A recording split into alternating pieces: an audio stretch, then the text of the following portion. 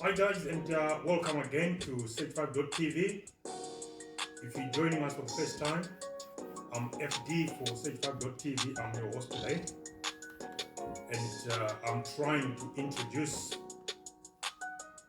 my own experience to those who are joining the crypto space today. I'm sure you may have found the space overwhelming from time to time. So that's what I'm trying to share with you guys, my own experiences, to see if they can help you. Okay? Are you new to crypto? Are you overwhelmed by the space? Are you struggling to navigate the unwritten rules of crypto space? Struggling to choose which project to invest in? How to do your own research? That is the subject we're going to be covering today, doing your own research. We are going to do that via risk evaluation of any project. Okay? If you're joining us today for the first time as well, I should also point out that my background, I've got a couple of executive roles within the medical technology space, and I enjoy what I do. I just could not resist the temptation of crypto. Okay, so before I go any further, please guys note that this is not financial advice. I'm not a qualified financial advisor. Therefore, you should not take what I'm about to share with you today as any sort of advice. I do recommend, whether you're consuming my content or another YouTube's content, please do your own research. And today, I'm going to try and walk you through some of the steps I've taken using an evaluation tool that I've been developing since I joined this space to see if that is going to help you. I must warn you though, some of the results I found, or some of the results I came across, I was very surprised. Why is that? I had my own preconceived notions of what each project was like, what to expect from it, and what it meant to me, and some of the key metrics that you should be looking at. But the results of this evaluation tool, which by the way, it is still work in progress.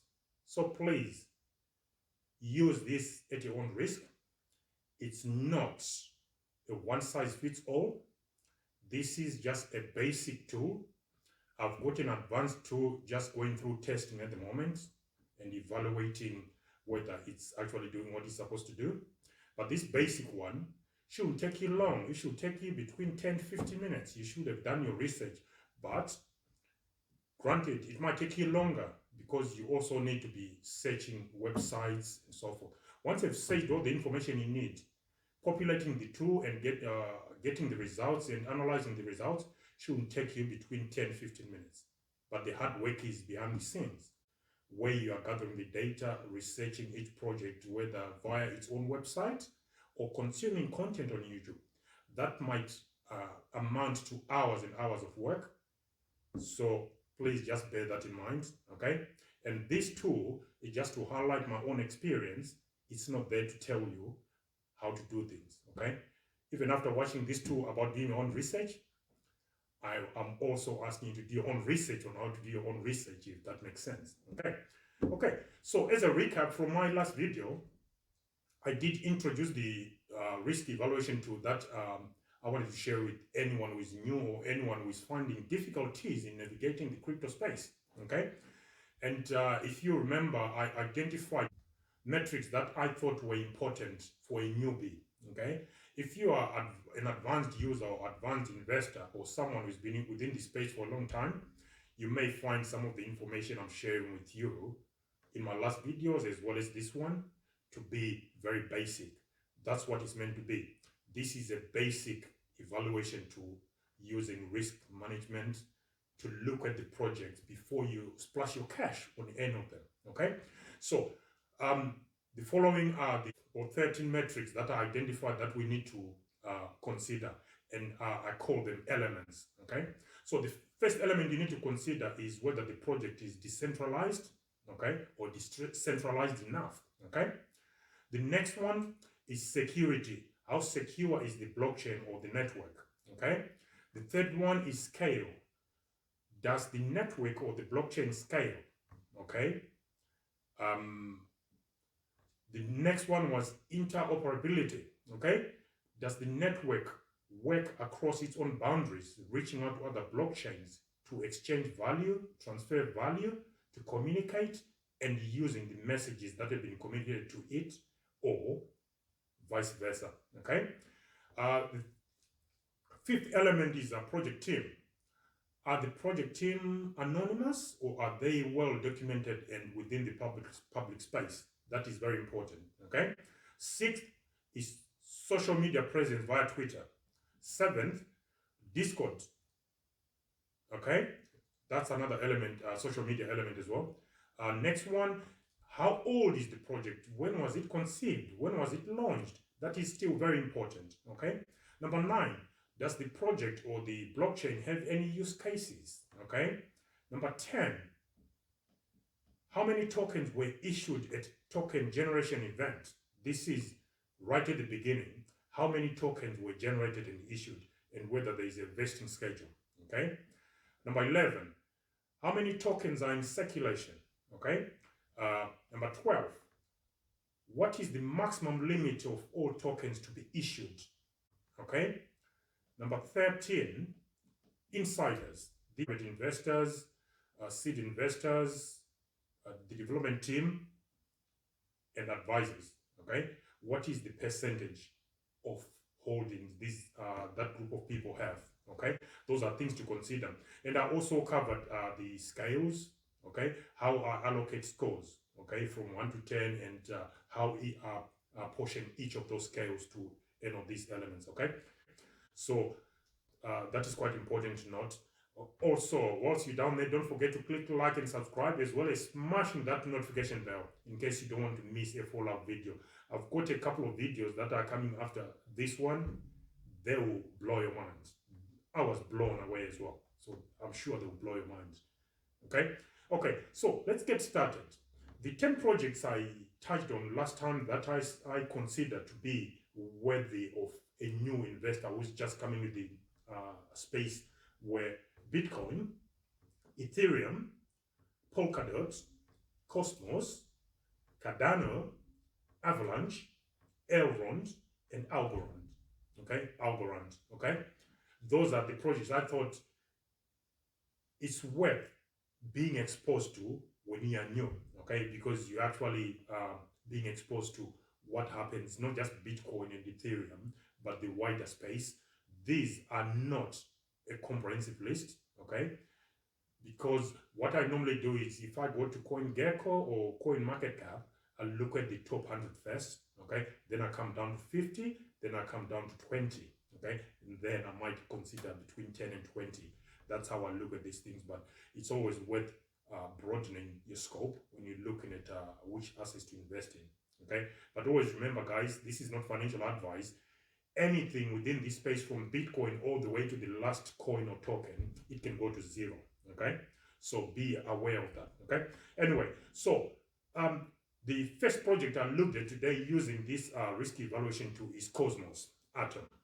Okay, can Atom go to zero? Let's find out.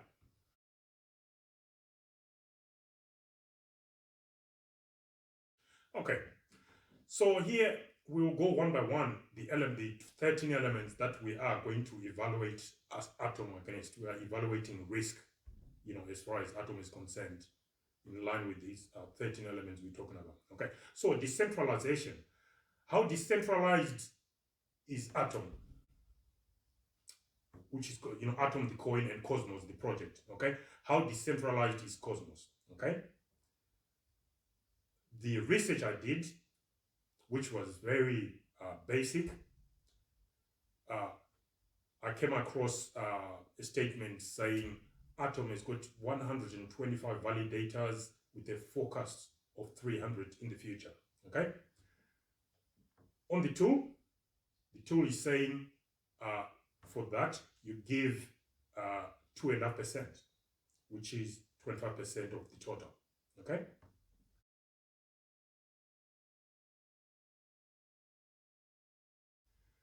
on security, how secure is the Atom blockchain? In brief, Atom is a proof of stake network. It uses tender mint consensus which is which is not only fault tolerant, it is also accountable. So if that is the case, we think Atom is reasonably secure for what it does in the technology it uses. Okay, and Atom was also audited way back in I think it was 2019 or 2020. Between those 2 years, it was January 2019, and I've also put a link of where you can find the Atom audit documentation. Okay, so it was audited, and it's a proof of stake, and it uses a specific technology that is well known for addressing security issues. Based on our rating of 1 to 10, Atom will get 75% of the total available, which is 7.5 points out of 10. What about scaling? Does Atom scale? Atom uses the Tendermint BFT. This is well known to be very open to scaling, massive scaling actually, and into thousands of transactions per second. Okay, and based on that alone, the BFT can have a block time on the order of one second, and can handle thousands of transactions per second. Okay, and that alone takes it into the 75% percentile of the points available, which is 7.5 out of 10. Okay. What about interoperability? Okay, does it reach out easily? Is it designed within the original code that Atom, Cosmos, not Atom. I keep confusing Atom and Cosmos. Cosmos actually works with other blockchains, and if you consider the fact that Cosmos actually strives to connect, different blockchains, that is its vision. The software itself is designed to achieve just that. Okay. Based on that alone, I've also come across some statements or information about Atom that it uses what's called a gravity bridge, which was launched end of last year or some time ago, and to bridge to Ethereum.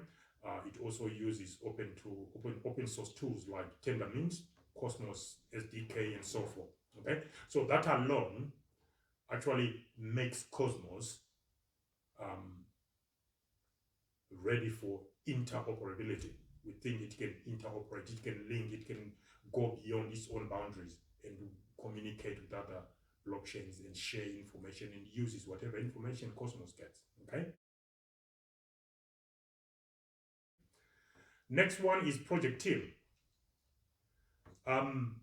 Is the project team publicly available? Are they well known, or they are an anonymous team? The project team is widely known within the crypto space, and Tendermint alone is known to have around 110 employees. The source was LinkedIn, that's where I got that from. And that alone, it will gave Cosmos 10. Okay. According to the key, 10 out of 10. Okay. What about social media presence? Okay. With that, I just went to Twitter, check the Cosmos, Twitter account, and it's got over 338,000 followers on Twitter, and that alone puts it in the 75th percentile, okay, of our rating. So that means we're giving Atom on social media presence via Twitter at 7.5 points out of 10. What about social media via Discord? Okay. Again, I just went to the Discord account, and I came across 16,959 members as of today, which is the 28th of January 2022. That puts Cosmos within the 50 percentile range, which is 5 points out of 10. What about the age of the project? The age of the project. I went again online, searched Gecko, CoinMarketCap, and general Google search. Cosmos has been around since 2014. Okay, even though its account on Twitter is saying it joined in 2008. So that alone gives you some basic information and understanding of how old the project is. And that alone made me give Atom, Cosmos as a project, not Atom. Atom is the coin for Cosmos, okay? Cosmos is the network, okay? So that made me give Cosmos 7.5 out of 10, which is the 75% range, okay? What about use cases? Does Cosmos have any use cases? Of course it does. Okay. So Cosmos has got what I classify as infrastructural, use cases where other blockchains come and build on it, okay? And then those blockchains will also have dApps built on those blockchains. So Cosmos, and it's also a staking. You can stake your Cosmos, your Atom coins for rewards. And it's also used for securing the network and transferring value. So it's got decent use cases, I think, and I gave it 75%, which is 7.5 out of 10 points. We come into token allocation, token generation event. 20 to 40% of current supply, and 20 to 40% of that is in the hands of insiders. Okay, so token allocation, TGE, I gave it 5 out of 10. Okay, tokens in circulation. Okay, I went to CoinMarketCap and I got a figure of 286,370,297. Okay, so 286,370,297 total coin. So what you will find is, guys, is if you go to CoinGecko, you may come up with a slightly different figure, but ballpark, they will be within the same, figure. Okay, there is not that much of a discrepancy. Okay, now if we go to maximum tokens available, that's where I've got a problem with Cosmos. Okay, there is no limit on the amount of Atom coins available. Okay, so the Cosmos network, they can keep issuing more because they need to give people rewards. Okay, so that means as far as I'm concerned, I do believe Cosmos is inflationary. So as a long-term investment, as a long-term holding investment, you may want to consider that carefully. Okay, in the short to medium term, there might be huge benefits, but when it comes to long-term hodling, as we call it, there might be some downsides. Okay, but that's down to you. You got to decide what you think based on your own research and what other information you get from different sources. Okay, now we come to insiders token allocation. Like I said, around point 11, I think, and point 10, I think 20 to 40% in the hands of insiders is quite high. Okay, slightly. I would have been comfortable with 15 to 25. As soon as you start going 30 and above 30, I've got question marks. Okay,